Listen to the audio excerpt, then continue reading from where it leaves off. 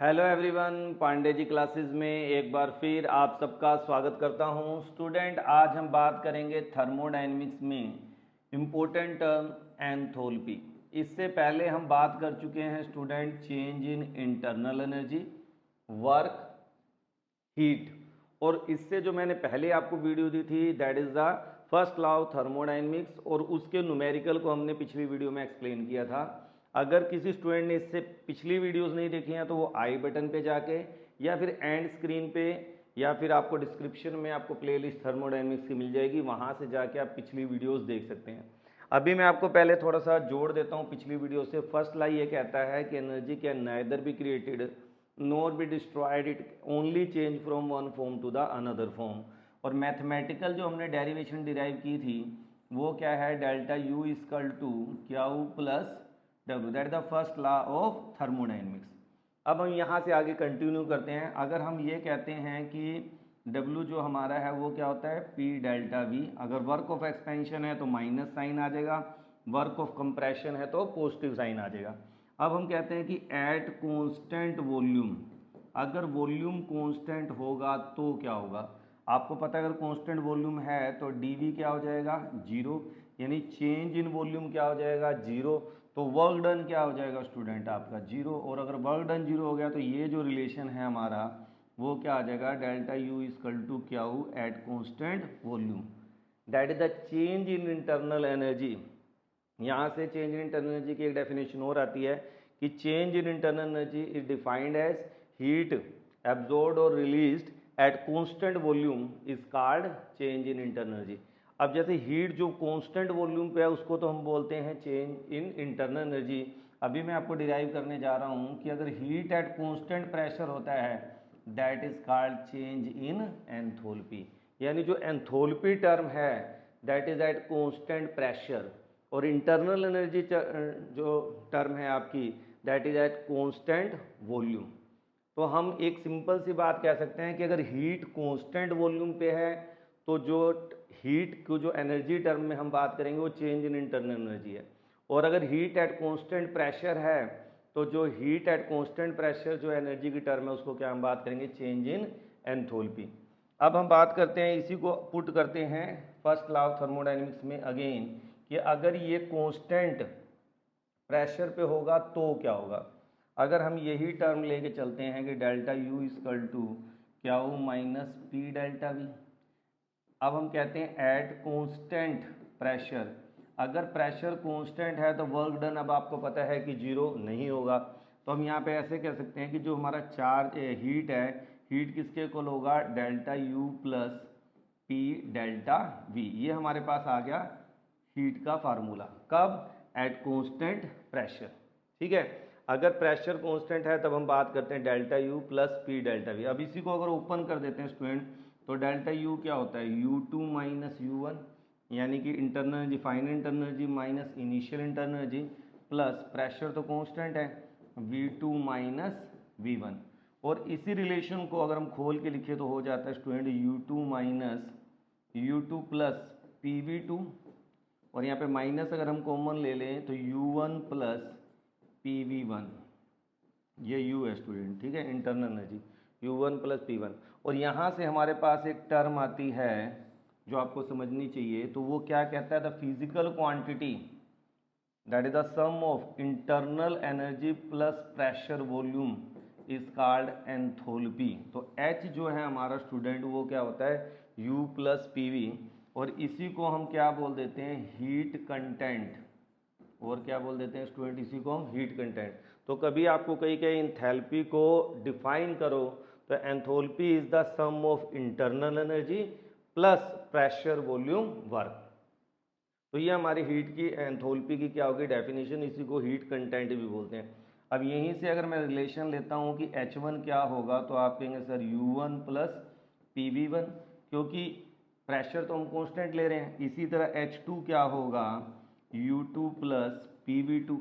और अगर इन डाटास को मैं इसको इक्वेशन नंबर 1 ले लेता हूँ, अगर मैं इक्वेशन 1 में पुट कर दूंगा स्टूडेंट तो आपके पास क्या आ जाएगा कि Q P equal to H2 minus H1, और यहाँ से हम ये कह सकते हैं कि डेल्टा H जो है वो किसके इक्वल हो गया, क्यू पी या Q P equal to delta H, जो मैं भी आपको थोड़ी देर पहले बता चुका हूँ कि heat at constant pressure is called change in enthalpy.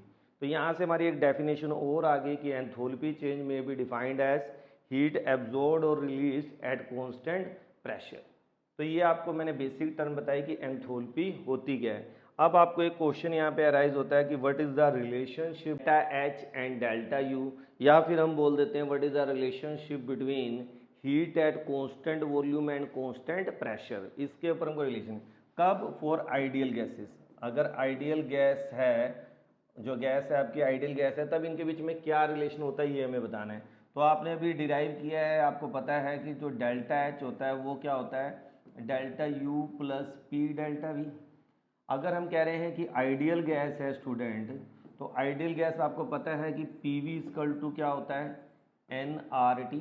अब हम कह रहे हैं कि eight constant pressure and temperature, अगर हम टेम्परेचर और प्रेशर को कांस्टेंट रखते हैं तो P तो हमारा कांस्टेंट है, वॉल्यूम क्या होगा चेंज होगा V1। अब यहाँ पे चेंज होने वाली टर्म कौन सी है स्टूडेंट, नंबर ऑफ मोल्स, और R कांस्टेंट है, T भी क्या है कांस्टेंट। तो हमारी इक्वेशन बन गई, इसको अगर इक्वेशन 1 ले लेते हैं, ये इक्वेशन 2 है, तो ये हम इक्वेशन 3 ले लेते हैं। ठीक है, अब हमें पता है PV2, अब PV2 क्या हो जाएगा N2RT, इक्वेशन नंबर 4। और यहाँ से अगर मैं कहता हूँ 4 - 3, तो आप कहेंगे सर PV2 माइनस क्या हो गया PV1। और ये हम कैसे लिखेंगे कि N2 - N1 RT कॉमन ले लेते हैं, ये हमारी इक्वेशन होगी। और यहाँ से जब आप प्रेशर कॉमन ले लोगे तो ये क्या हो जाएगा V2 - V1, और इसी को मैं लिख सकता हूँ P डेल्टा V, और N2 - N1 क्या हो जाएगा डेल्टा NG RT। तो हम P डेल्टा V को क्या लिख सकते हैं डेल्टा NG RT। अब आपके पास एक क्वेश्चन अराइज होता है कि सर ये डेल्टा NG RT क्या है, डेल्टा NG वर्ड इस्तेमाल क्यों किया है, तो ये number of moles of product and number of moles of reactant in gaseous state है। अभी मैं आपको न्यूमेरिकल बताऊंगा कि इसके न्यूमेरिकल कैसे आते हैं, तो वहाँ पे आप देखेंगे कि डेल्टा NG क्या होता है change in number of moles of product and reactant in gaseous state. ये केवल गैसीय स्टेट में होगा डेल्टा एन जी। तो अगर पी डेल्टा वी की वैल्यू मैं इस रिलेशन में पुट कर दूं इक्वेशन नंबर 1 में, पुट इन 1, तो हमारा डेल्टा एच क्या आ जाएगा student delta U plus delta N G R T. यही मुझे क्या करना था स्टूडेंट डिराइव करना था। तो आपको जो रिलेशन याद करना है जिसके ऊपर न्यूमेरिकल हैं आपके पास, वो है delta H equal to delta U plus delta N G R T. और इसी को हम कह सकते हैं heat at constant pressure equal to heat at constant volume plus delta N G R T. तो ये हमारे पास क्या हो गया क्या उपयोग हो गया। यहाँ तक मेरे ख्याल से स्टूडेंट आपको अच्छी तरह बात समझ आ गई होगी। जनरली जो नीट आईआईटी या फिर हम कॉम्पिटेटिव की बात करते हैं, जो क्वेश्चन बनते हैं एमसीक्यू, वो डेल्टा एनजी के ऊपर बनते हैं। अगर वो कहता है कि अगर डेल्टा एनजी की वैल्यू 0 हो तो क्या होगा, डेल्टा एनजी की वैल्यू ग्रेटर देन 0 हो तो क्या होगा, और डेल्टा एनजी की वैल्यू लेस देन 0 हो तो क्या होगा।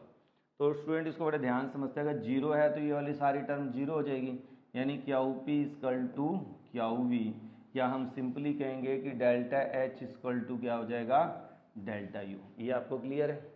अब कहते हैं अगर delta N G greater than 0 है तो क्या होगा।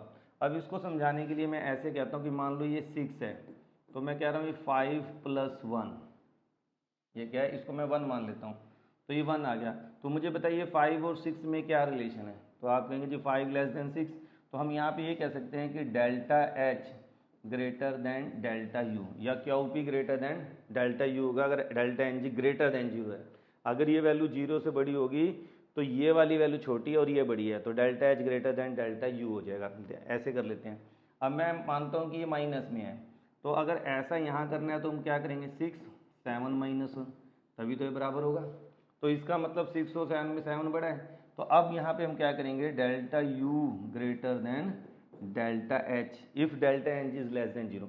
तो ये रिलेशन काफ़ी इंपॉर्टेंट है स्टूडेंट, जो एग्जाम में या कंपटीशन में जनरली पूछे जाते हैं कि डेल्टा एच और डेल्टा यू में क्या रिलेशन होगा अगर डेल्टा एन जी की वैल्यू क्या हो रही है चेंज हो रही है। अब एक क्वेश्चन के थ्रू समझते हैं कि डेल्टा एन जी निकालते कैसे हैं।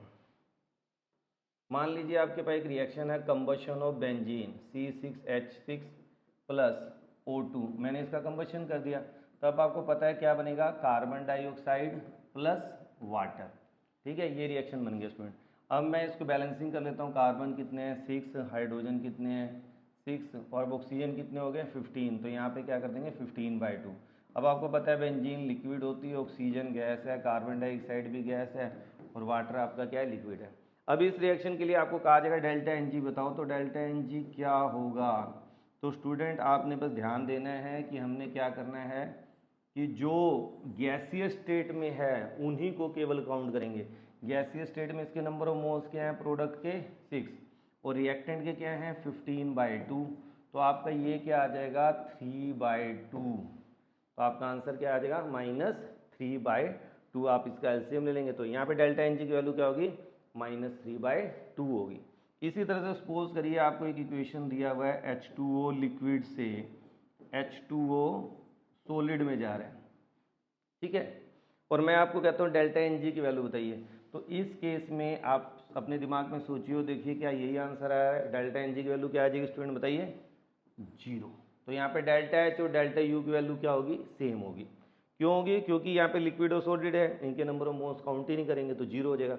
मगर अगर इसी की जगह H2O से H2O, यहाँ पे क्या है आपका लिक्विड है, ये गैस है, और मैं आपसे कह रहा हूँ डेल्टा Ng की वैल्यू क्या है, तो आप क्या कहेंगे 1 है। क्यों 1 है, क्योंकि 1 - 0 तो 1 ही आएगा। तो आपको ध्यान देना पड़ेगा कि आपके जो नंबर ऑफ मोल्स हैं वो गैसीय स्टेट में कैसे आ रहे हैं, उनका चेंज माइनस आ रहा है, प्लस आ रहा है या 0 आ रहा है। That is the relationship between delta H and. Next video में स्टूडेंट हम इसके न्यूमेरिकल की प्रैक्टिस करेंगे कि किस तरह से इनके न्यूमेरिकल को सोल्व करना है। तो बहुत जल्दी नेक्स्ट वीडियो मिलते हैं। Thank you, have a nice day.